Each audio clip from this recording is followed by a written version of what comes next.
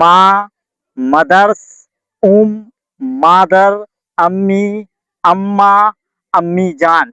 दोस्तों ये सब अलग अलग जुबान के वर्ड्स हैं। तमाम वर्ड्स का मतलब सिर्फ एक है, प्यार, मोहब्बत, सुकून, इत्मीनान, घर की रौनक। आज के दिन दुनिया में तमाम के तमाम लोग ये स्टेटस लगाते हैं व्हाट्सएप, फेसबुक, इंस्टाग्राम, यूट्यूब पर कि mother's day, happy mother's day. मेरे प्यारों, मैं आपसे ये सवाल करना चाहता हूँ, और साल में एक बार हम हैप्पी मदर्स डे मनाते हैं, क्या इससे हम अपने माँ का हक अदा कर रहे हैं? मेरे दोस्तों, मैं आपसे ये सवाल करता हूँ कि आपका एक स्टेटस आपके माँ के हक को अदा कर देगा? नहीं जनाब। मेरा तो ये कहना है, मेरा तो ये मानना है कि अगर मैं दिन में 10 बार पूरे साल तक स्टोरी फेसबुक, इंस्टा और तमाम सोशल मीडिया प्लेटफॉर्म पर लगाऊं माँ के मौजू पर, फिर भी माँ का हक अदा नहीं कर सकते। मेरे प्यारों, आज के दिन लोग स्टेटस लगाते हैं। मैं आपसे सवाल करता हूं कि वो लोग इमेजिन करें कि आप एक मर्तबा घर में हो, आप अपने घर में अपने माँ बाप के साथ खा रहे हो, फैमिली के साथ खा रहे हो, लेकिन आपके खाने में वो चीज बनी हो जो आपको पसंद नहीं हो, और आपने अपनी माँ से कहा हो कि मुझे ये चीज पसंद नहीं है।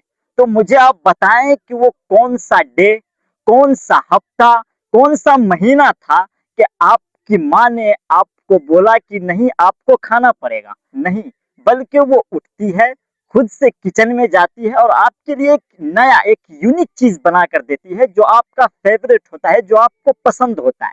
मेरे प्यारों, लेकिन आज के इस जमाने में अगर हम सवाल करें उन नौजवानों से जो आज अपने घर में नहीं है, उन नौजवानों से जो शहरों और विदेशों में अपनी जिंदगी बना रहे हैं, अपनी जिंदगी गुजार रहे हैं, उनको टाइम नहीं मिलता अपने पेरेंट्स से, अपने फैमिली से बात करने का, उनसे आप एक कॉल लगाएं और कहें कि आप उनसे सवाल कीजिएगा कि आप जो अपनी जिंदगी विदेश में गुजार रहे हैं, आप जो अपनी जिंदगी क्या कहते हैं दूसरे शहरों में गुजार रहे हैं, अपने माँ से दूर रहकर अपने बिजनेस को संभाल रहे हैं, क्या आपकी वहां जिंदगी सुकून वाली गुजर रही है? क्या आपकी वहां जिंदगी आराम और इत्मीनान वाली गुजर रही है? तो वो आपको जवाब देगा, मेरे भाई, मैं जब गांव में था ना, अपने माँ बाप के साथ खाना खाता था, तो वही गेहूं की रोटी जो मेरी माँ बना कर देती थी उसका स्वाद ही अलग था, और जो उसी गेहूं की रोटी का मैं आज बनाकर खाता हूँ अपने हाथों से, वो स्वाद नहीं मिलता।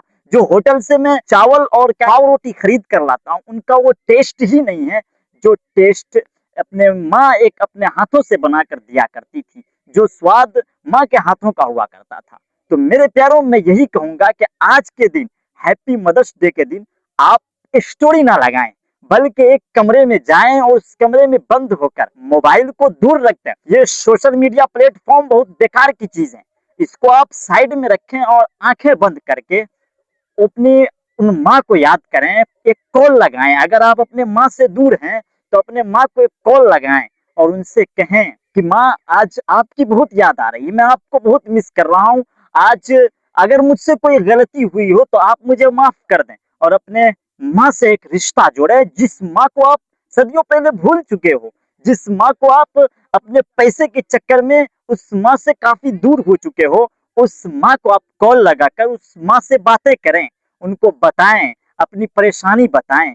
और मेरे प्यारों, माँ तो माँ होती है ना, माँ तभी माफ करेगी जब आपसे कोई गलती होगी, माँ आपको तभी माफ करेगी जब आपकी कोई खता हुई होगी।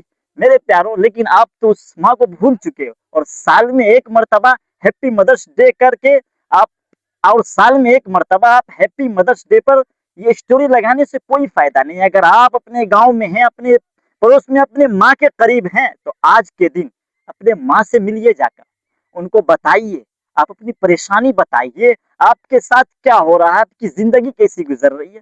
मेरे प्यारों, उनको बता देंगे, और अगर एक माँ ने दुआ दे दिया तो फिर आपकी जिंदगी बदल जाएगी।